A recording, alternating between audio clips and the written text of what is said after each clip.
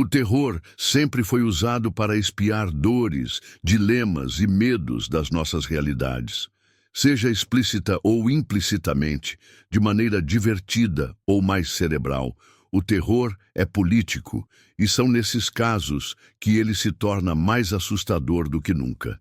Ultimamente, filmes como Culture Shock, His House e até mesmo alguns da franquia Uma Noite de Crime vêm comentando sobre os processos opressivos da imigração em suas narrativas, onde buscar refúgio pode ser uma experiência tão ou até mais amedrontadora do que fugir do lugar que te ameaça, usando como base o livro homônimo de Adam Neville, autor do livro que inspirou o Ritual.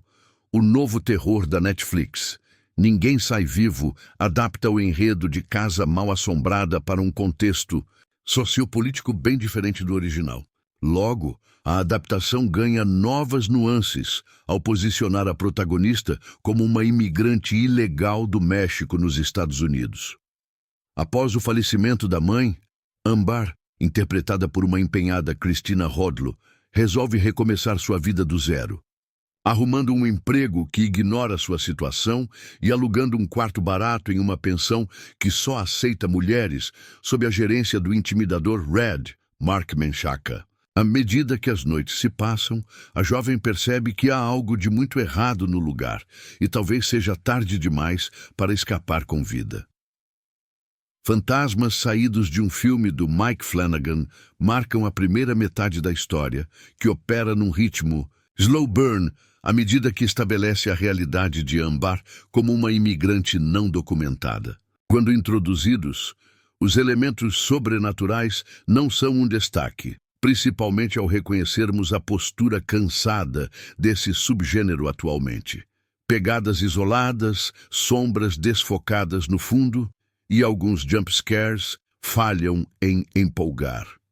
Curiosamente, é nas dificuldades do dia a dia e as teias burocráticas que a protagonista se enrola que o roteiro consegue construir um ponto de tensão bem mais instigante. Indo bem além de Ambar, o roteiro introduz outras breves hóspedes da pensão, também mulheres, mas não necessariamente do México. Creio que seja o trabalho mais interessante do roteiro, ampliar essa ótica que expõe as vulnerabilidades dessas mulheres em busca do sonho americano, as sujeitando a empregos exploradores e situações indelicadas e perigosas pelo medo de serem deportadas.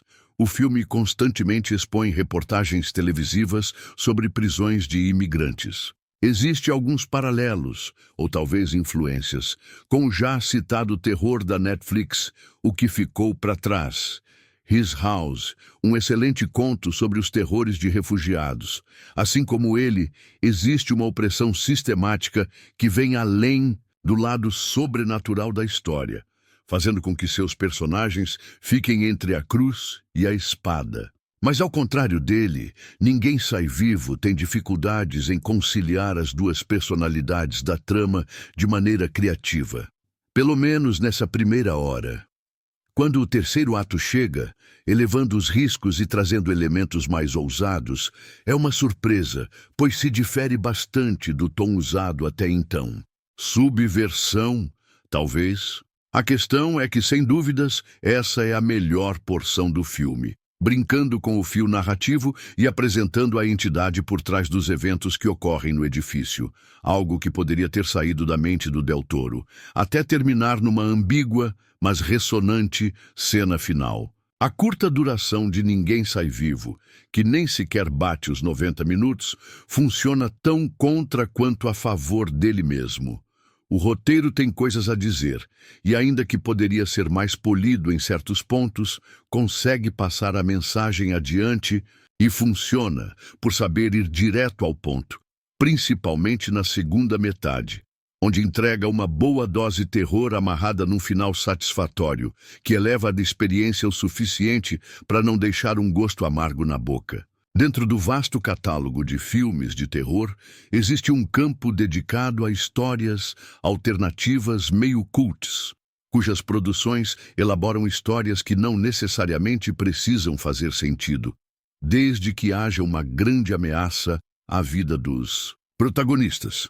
ainda que a ameaça em si não seja toda ou sequer parcialmente explicada, relegando a interpretação da resolução ao espectador.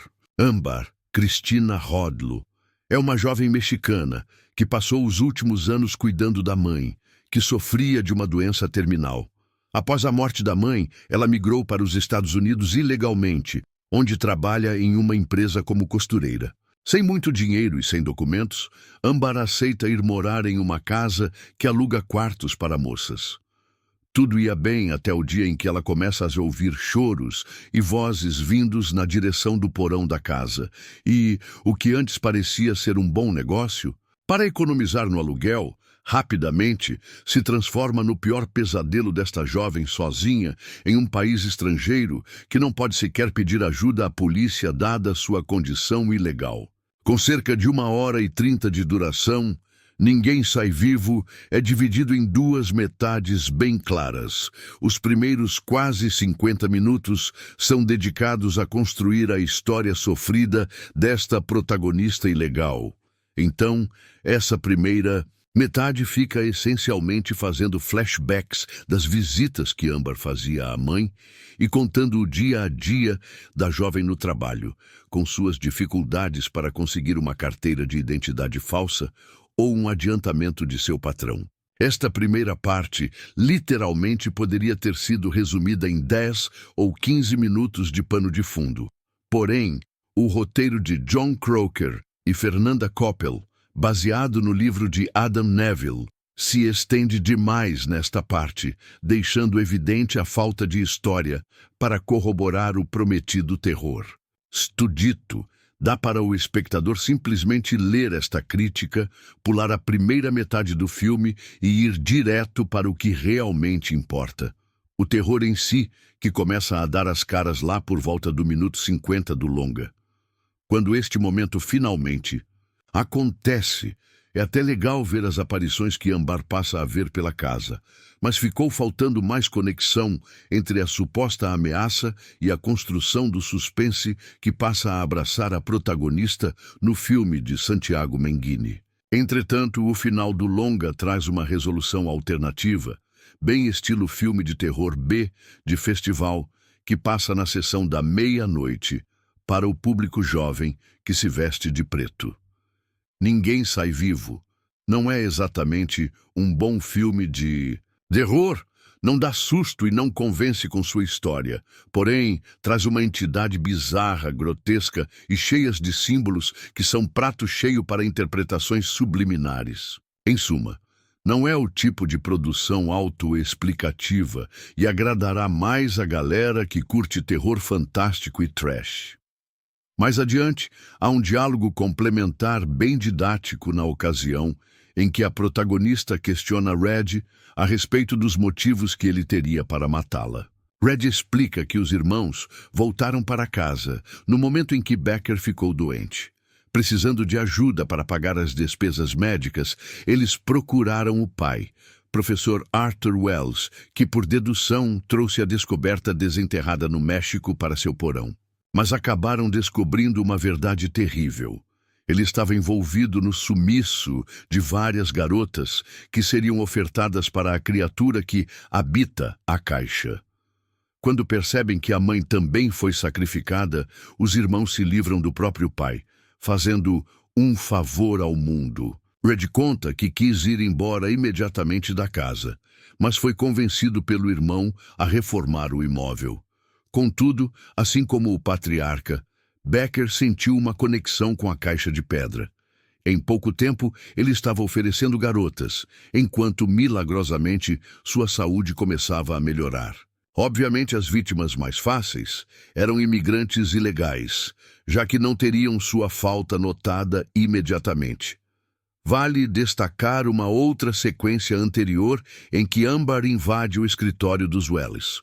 Lá, ela escuta parte de um áudio que explicaria como seria realizado o ritual de sacrifício humano, onde deveriam ser oferecidos principalmente idosos, mulheres e crianças. Em troca, bênçãos seriam concedidas.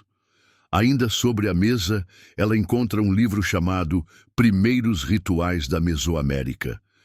Em uma das páginas da obra, há a descrição de uma deusa ancestral chamada Itzpapalotl, por dedução, a entidade do filme.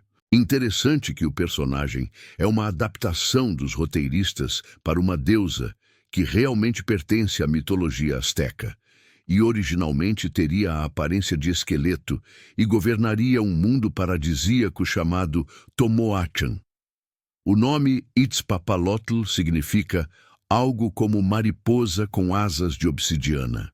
Ou seja, a mitologia imaginada em torno da releitura de um personagem que já é rico em detalhes e em sua composição pode ser uma aposta promissora para outras continuações que, quem sabe, funcionem melhor em sua coerência narrativa. Aqueles que gostam de maior violência e gore sairão parcialmente satisfeitos, já que temos algumas sequências mais hardcore, ainda que estilizadas, como uma fratura exposta, um dente arrancado e algumas decapitações. Tudo razoavelmente convincente e sem exageros. Enfim, entre mortos e feridos, o espectador sobrevive à experiência proposta por Santiago Menghini, mas com uma sensação incômoda de que, apesar de parcialmente divertido, ninguém sai vivo, desperdiça um bom elenco e ideias relevantes em uma execução quase eficiente. A entidade, chamada Black Maggie, no romance Adam Neville, é representada como uma deusa asteca na produção da Netflix. Mas para entendermos melhor as características e os detalhes deste personagem, precisamos amarrar diversas informações distribuídas durante o longa.